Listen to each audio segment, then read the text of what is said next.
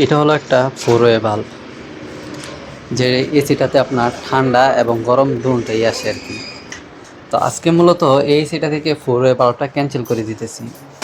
তো অনেকেই জিজ্ঞেস করছেন এর আগের ভিডিওতে যে ফোর ওয়ে বাল্ব ক্যান্সেল করে দিলে কোনো সমস্যা হয় কিনা। আসলে ভাই এখানে তো ফোর ওয়ে বাল্ব ক্যান্সেল করে দিলে কোনোই সমস্যা হয় না, কিন্তু এখানে সবগুলাই চলতেছে 220-তে, মানে ডিসির কোনো অপশন নেই।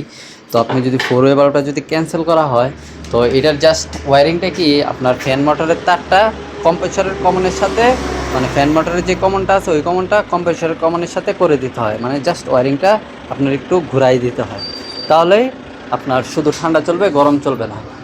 তো এই ফোর ওয়ে বাল্বগুলো চাইলে লাগানো যায়। একটা ফোর ওয়ে বাল্ব এখানে প্রায় আপনার 80 রিয়াল থেকে 75 রিয়ালের মতন পড়ে, যেটা বাংলাদেশি টাকায় 2500 টাকার মতন হয়।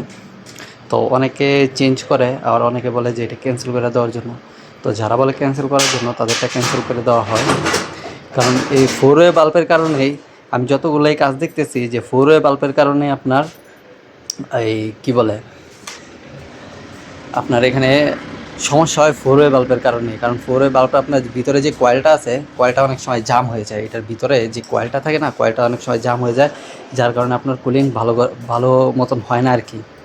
এটার ভিতরে একটা প্লাস্টিক আছে, ওইটা আপনার যখন কুল মোডে দেওয়া হয় তখন আর কি, মানে এই যে এই জায়গাটাতে যখন আপনার কুল মোডে দেওয়া হয় তখন ডাইনে দিবে, যখন আবার হট মোডে দেওয়া হয় তখন বামে আর কি সুইপ করবে।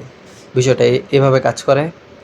তো এটা কাটবো, কাটার পরে আপনাদেরকে টোটালি দেখাবো যে আসলে এটার ভিতরে কীরকম জিনিসটা। তো যারা যারা এরকম ভিডিও চান অবশ্যই কমেন্ট করে জানাবেন।